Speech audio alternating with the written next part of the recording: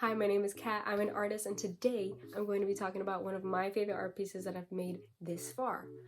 Now, the reason why I'm even bringing up my art piece to begin with is because recently I've been seeing various creators on various social medias make art involving mouths or teeth. And I have an art piece that is about mouths or teeth, and I decided why not bring mine to the table? Why not show it off? But also because of this right here. Now, I submitted my art piece for this show right here, and it made the back cover of it.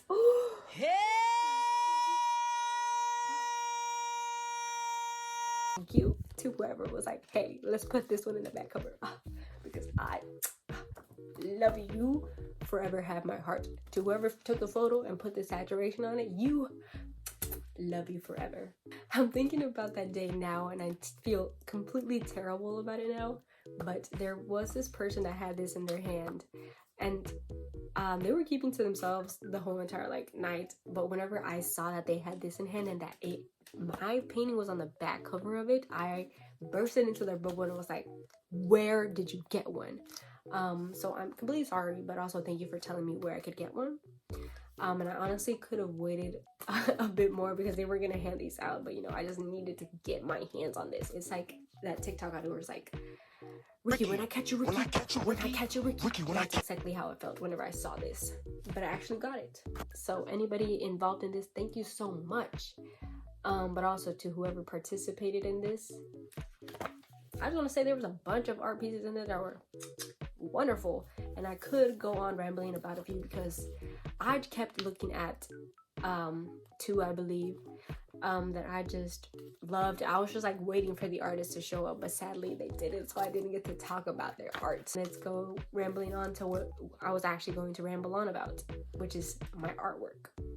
Here is my art piece in all of its glory. Voila. Wonderful, if I do say so myself. So let me give a bit of a table of contents to hopefully keep myself on track, but also in case you want to skip through it. So, table of contents. 1, I will be talking about the process, and that includes things such as the materials that I used and why and how I did certain things. 2, I will be revealing the title of this art piece, and I was at first just going to give it up front, but I wanted you as a viewer to experience a little smidgen of what I was going through whenever I was making an art piece. Of course, it's not 100% because if you could feel what I was feeling, like it has been years since I made the art piece, but every single time I remember that day, lastly, 3, I will be explaining why I chose the title, and hopefully I say everything I want to say and explain everything perfectly to the point where you understand it. So let's get right into it. I'm not entirely sure what year it was, but it was summer 2023, 2024.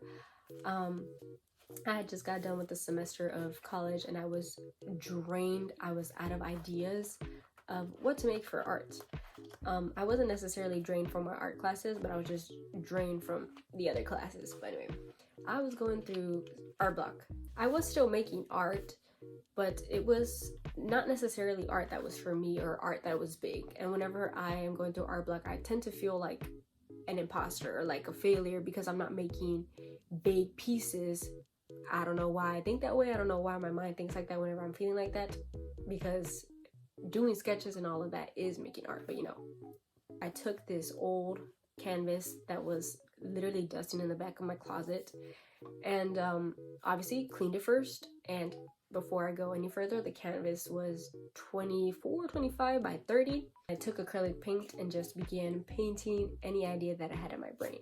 I kept painting idea after idea and they kept failing. Got to the point where I was just so mad, so frustrated at the canvas, or at myself honestly, for not making any good idea, that it took red, orange, white, and any color that I had left over, and I began clawing at the canvas. I literally said, I don't know why I said clawing at the canvas, because if I was literally clawing it, I would have caused a hole or a dent, and if that would have happened, that canvas would have been in two. So basically, I was just finger painting, and here is how it looked like after I got to a point where I was like, stop, if I go any further, this canvas is going down with me. So I forced myself to stop, and I decided to do what any individual would do at 3 in the morning.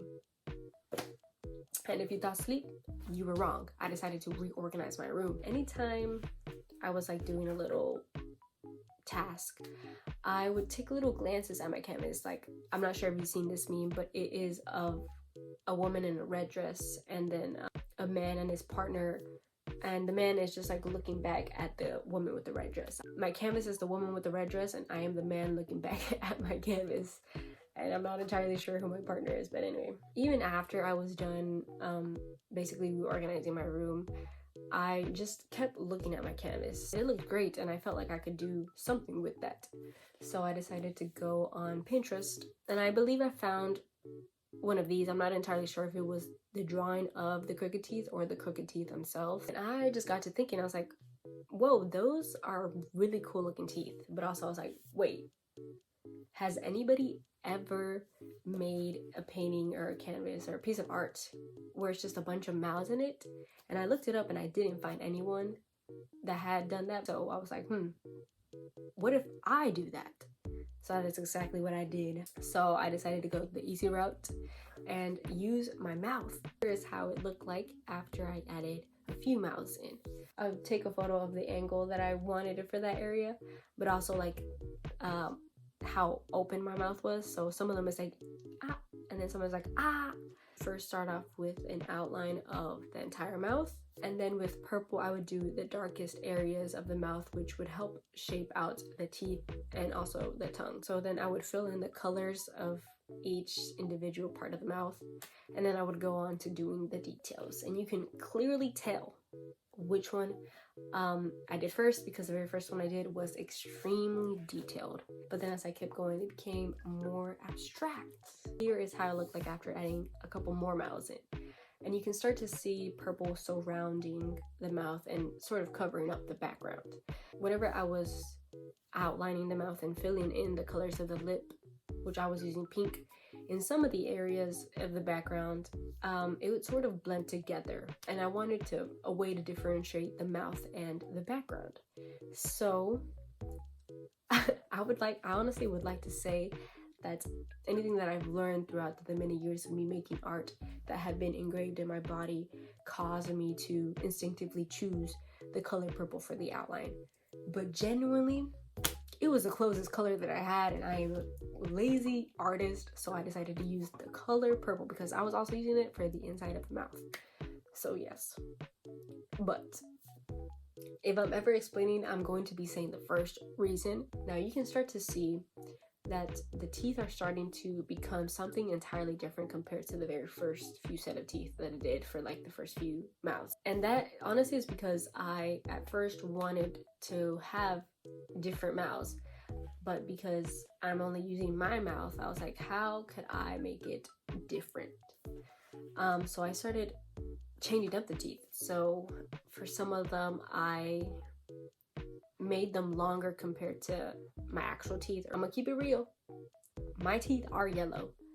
But on some of them, I made my teeth even more yellow and even adding green to them because I wanted them to be funky, different. And that is how we got to our last and final piece that you saw at the beginning. Now it is time to reveal the title of this piece. The drum roll, please. And the title is Fear of Being Nothing.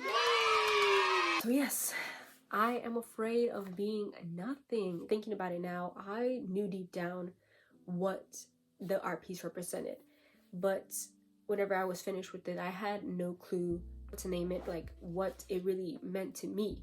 I was just enjoying how it looked. Then I went on to experience life, and I'm not entirely sure what I was experiencing, but something went down for me to be like, oh, you are now named Fear of Being Nothing.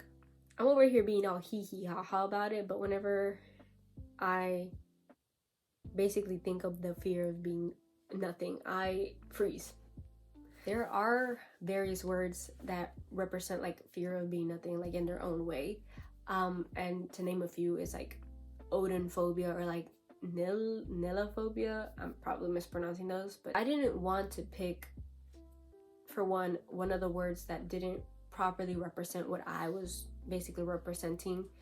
But also I didn't want the viewer to like go look at this art piece and see that long word and not automatically know what that meant, because some viewers are gonna be like, oh, and move on to the next if they don't understand.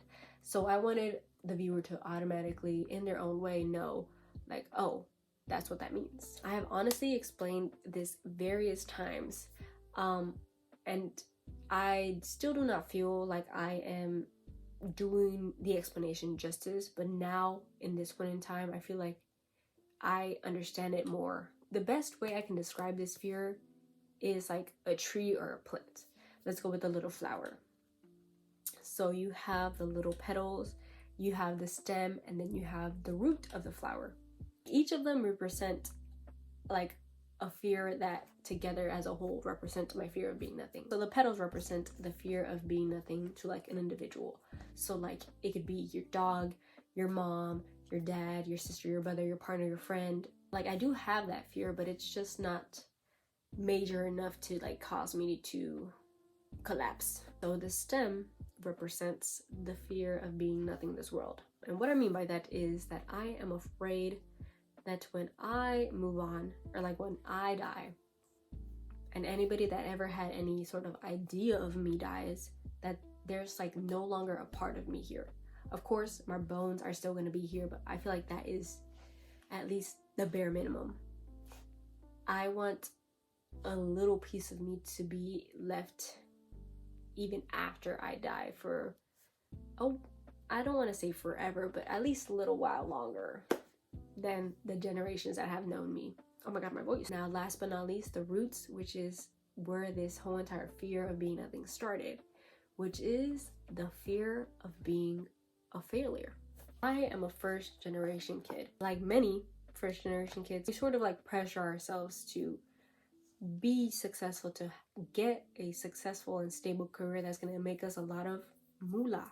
We either hear or like are told by our parents like, hey, I had to risk a part of myself and so much in order for you to have a better life. So we are sort of like, oh shoot, like I have to get a successful career. I aimlessly for a long time worked hard in school, got good grades, but by the end of it, I didn't know why I was even getting these good grades for. I kept changing what I wanted to do. So every once in a while I'd be like, oh, I want to be a forensic scientist. Oh, I want to be, I